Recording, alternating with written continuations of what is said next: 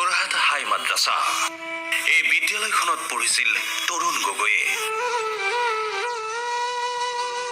1934 চনত স্থাপিত Jorhat town ME মাদ্ৰাছা 1975 চনত হয়গৈ যোৰহাট হাই মাদ্ৰাছা।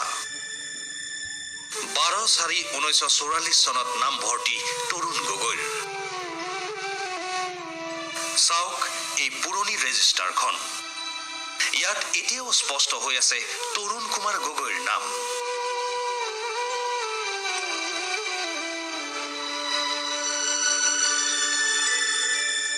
1944 চনত যোৰহাট হাই মাদ্ৰাছাত তৃতীয় শ্ৰেণীত নামভৰ্তি তৰুণ গগৈৰ।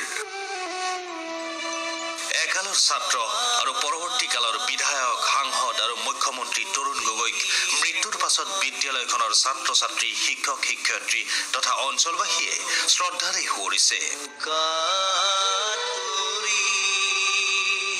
আজি হাই মাদ্ৰাছাত একত্ৰিত এইটো কাৰণে আমি একত্ৰিত হৈছোঁ যে তেখেতৰ শৈশৱকালত ইয়াতে তৃতীয় শ্ৰেণীত তেখেতে নাম লগাইছিলে, তেখেতে শিক্ষাৰ পাতনি মেলিছিলে।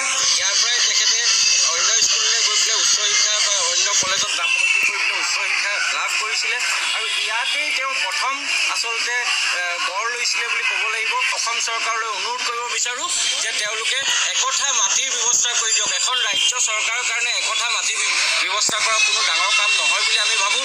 অন্যথা তেখেতৰ পৰিয়ালক এতিয়াও আমি অনুৰোধ কৰিব বিচাৰোঁ যে যোৰহাট বা তিতাবৰৰ ৰাইজ এতিয়াও দুহাত মেলি তেওঁৰ কাৰণে অপেক্ষা কৰি আছে।